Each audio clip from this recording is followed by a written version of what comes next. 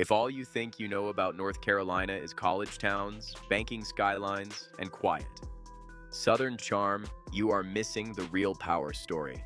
Because behind the scenes, black women are moving billions through institutions most people overlook, from gospel empires to congressional money pipelines. These are the women quietly rewriting what wealth really looks.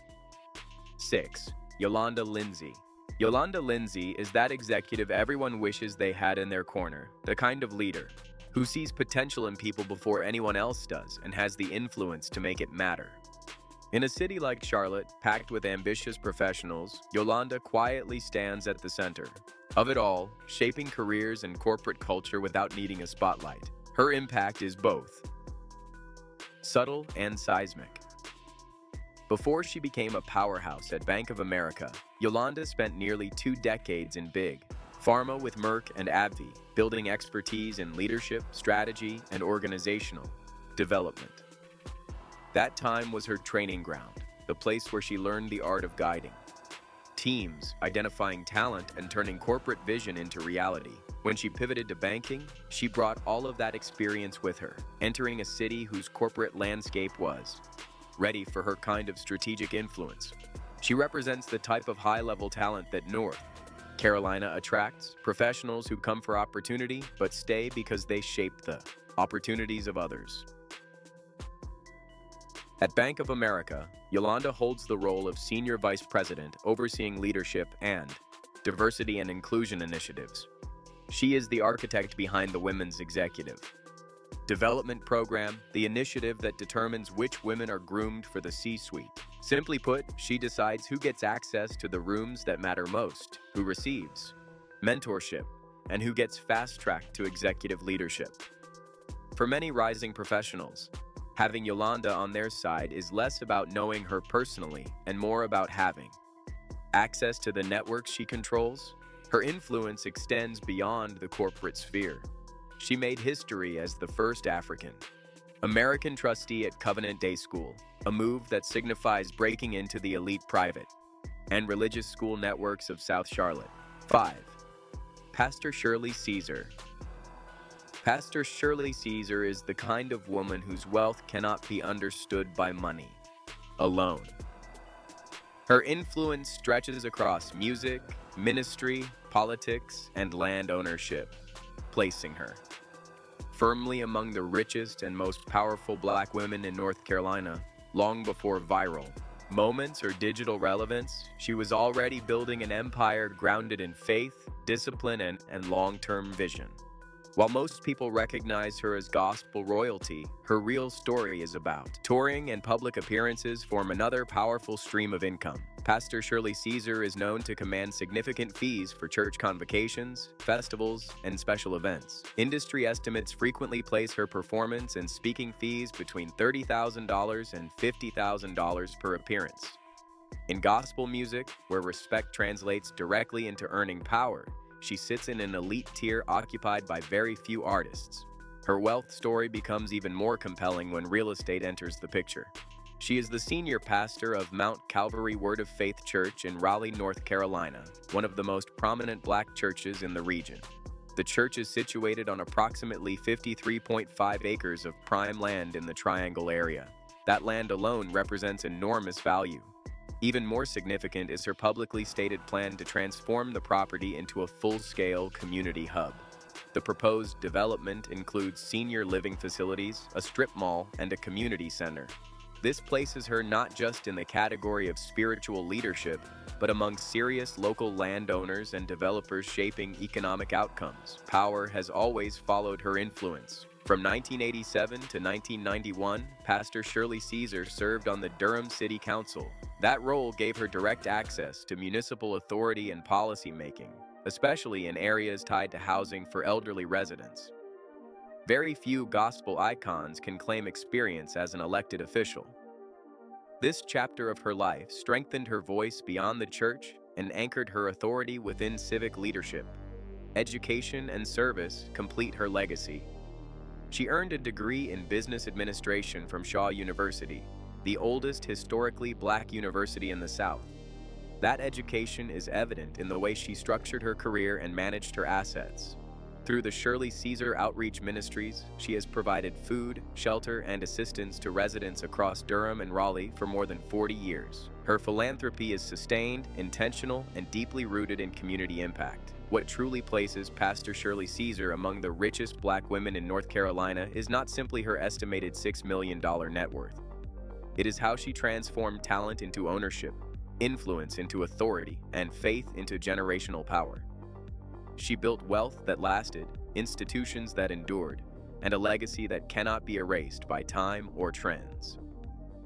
4. Robbie McNair Guzman. Robbie McNair Guzman is that force of nature everyone notices without realizing just how much power she wields. In a state like North Carolina, filled with ambitious creatives, entrepreneurs, and nightlife moguls, she is the architect of spaces where Black women go to feel rich and seen. Her influence is impossible to ignore, not because she seeks attention, but because she creates experiences that demand it. She has built a reputation for transforming ordinary venues into culturally significant destinations that generate both economic impact and social visibility. Robbie's story is a masterclass in resilience. She spent 20 years in the nightlife world, promoting shows for Jay-Z and Nicki Minaj, absorbing the high-energy lessons of big city entertainment. That experience taught her how to build a brand, control a narrative, and turn any space into a destination. She developed a keen understanding of audience psychology, learning how to anticipate trends, cultivate loyal followings, and create environments that encouraged people to invest emotionally as well as financially. When she decided to own her own club, Babe Cave, she brought all of that expertise with her, transforming the city's nightlife and creating a venue that was unapologetically for Black women. Her approach was not just about business. It was about culture, aesthetics, and designing environments where her community could feel elevated. Her leadership style is grounded in authenticity. Robbie is not chasing trends. She sets them. She knows how to read a room, understand what her audience wants, and deliver it consistently. Her ability to pivot under pressure demonstrates why she has become one of North Carolina's most influential businesswomen. She merges experience, charisma, and strategy in ways that few others can, creating a lasting legacy in the city's social and business landscapes. Robbie McNair Guzman is proof that wealth is not only about numbers, but about influence, resilience, and vision. She shows that creating spaces where communities feel elevated has value that extends far beyond revenue. Many young Black women in North Carolina can trace opportunities, inspiration, or a sense of possibility back to her leadership. Her work is a reminder that influence, when paired with creativity and determination, can shape culture and redefine success. 3. Alma Adams. Alma Adams is the kind of woman whose idea of wealth has never been limited to personal bank accounts. Her power lives in policy rooms, classrooms, and federal budgets where billions of dollars quietly shape Black futures. As one of the most influential Black women in North Carolina, she represents a different tier of richness built on access authority and long-term control over resources that outlive election cycles and headlines. Her influence is most visible in education, where she has earned the title Godmother of HBCUs. As founder and co-chair of the bipartisan congressional HBCU caucus, she positioned herself at the center of every serious conversation about Black higher education in Washington. That role became historic in 2019 when she led the passage of the Future Act legislation that permanently guaranteed $255 million annually for minority-serving institutions, including HBCUs. This single policy decision locked in generational funding that continues to circulate through Black colleges, paying salaries, funding research, supporting students, and stabilizing institutions that anchor entire communities. That level of financial impact is unmatched. While most politicians talk about opportunity, Alma Adams wrote it directly into federal law. Every year that $255 million flows, it compounds into jobs, degrees, property ownership, and social mobility. This is why her wealth is structural. She does not need to own corporations when she shapes the streams that feed them. Inside Congress, her committee assignments reinforce that power.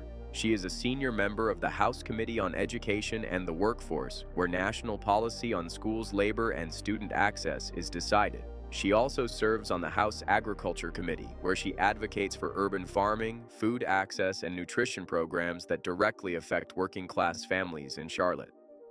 Before Congress, she was already shaping minds. Alma Adams spent 40 years teaching art history at Bennett College, an HBCU for women in Greensboro. Long before she voted on education policy, she was educating generations of Black women face to face. She later earned a PhD in art education and multicultural education from Ohio State University, grounding her politics in scholarship, lived experience, and cultural literacy. Few lawmakers can claim that kind of intellectual depth. Perhaps most impressive was her political shift after redistricting. Originally rooted in Greensboro, she successfully moved her base to Charlotte, representing North Carolina District 12.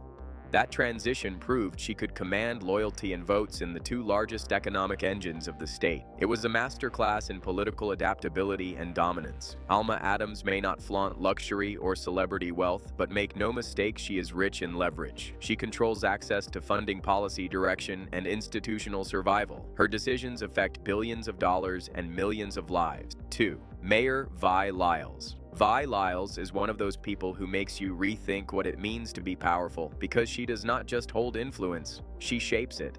She commands NC's future while keeping a low profile, moving pieces on a $3.65 billion chessboard with precision and purpose. Most people first knew her name when she became Charlotte's first African-American female mayor in 2017. But her impact stretches far deeper than headlines. She is the woman who signs the checks, decides which neighborhoods thrive, and guides the city's growth with a combination of experience, vision, and quiet authority. Her official salary is only about $72,000, yet that number barely scratches the surface of her real wealth. This is structural wealth, the kind that cannot be measured in dollars alone. Vi Lyles controls a budget larger than many small countries, deciding where public funds are directed, which projects get approved, and how the city's infrastructure evolves. That power shapes lives, neighborhoods, and the economy itself. Her influence is the kind that builds legacies rather than just bank accounts. Before taking office, Lyles spent decades mastering the city's inner workings. Starting in 1981 as a budget director and eventually serving as assistant city manager, she literally knows where every skeleton is buried because she likely paid for the shovel. That institutional memory gave her an unmatched understanding of city operations and the foresight to navigate complex political landscapes. She leverages that experience not for personal gain, but to craft policies with lasting impact, the clearest example being Charlotte's 2040 Comprehensive Plan. Eva Clayton. Eva Clayton represents a different definition of wealth in North Carolina, one built on historical breakthroughs, global authority, and the ability to move resources into places that had long been ignored. Her richness is not flashy or celebrity-driven. It is structural, diplomatic, and deeply tied to power that reshaped both state and international systems. As one of the most consequential Black women in North Carolina history, her legacy sits at the intersection of politics, rural development, and global influence. Her rise to prominence came in 1992, a year that permanently altered North Carolina's political landscape. Eva Clayton became the first African American to represent the state in the United States Congress since 1898. That single fact carries enormous weight. For 94 years, Black North Carolinians were effectively locked out of federal representation, a direct consequence of Jim Crow-era voter suppression. Clayton shattered that barrier. Although she was elected alongside Mel Watt, she was sworn in first due to a special election, cementing her place in the history books as the official breaker of that long-standing exclusion. She represented North Carolina's first congressional district, a massive rural district stretching across the northeastern Black Belt of the state. This was not an easy seat to hold. The district was economically distressed, geographically vast, and often overlooked by state and federal power brokers. Eva Clayton's strength lay in her ability to mobilize rural Black voters in a way that had not been seen since Reconstruction. She built trust across farming communities, small towns, and counties that had been conditioned to expect nothing from Washington. That grassroots power translated into national relevance. Her concept of wealth extended beyond elections. She understood that political office was a tool to redirect resources. Before entering Congress, she served as chair of the Warren County Board of Commissioners from 1982 to 1990. During that period, she helped steer more than $550 million in investments into one of the poorest counties in North Carolina. That figure alone places her among the most economically impactful leaders the state has ever produced. Those investments touched infrastructure, development projects, and local opportunity, proving that wealth creation does not always mean personal accumulation, but the ability to unlock capital for others. Eva Clayton's wealth is historical, institutional, and diplomatic. She broke a 94-year barrier, generated hundreds of millions of dollars for neglected communities, and carried North Carolina's influence onto the global stage. She proved that real richness lies in access, representation, and the power to redirect systems that were never designed to include people like her. Her legacy stands as a reminder that some of the richest women in North Carolina never needed headlines or luxury branding to change the world. They changed it by opening doors that had been sealed shut for generations. And there you have it, 6 Black rich women whose voices and wealth shaped North Carolina's image. Which one of these females fascinated you the most? Let us know in the comments, and for more such peeks into the lives of the rich, take a look at our channel.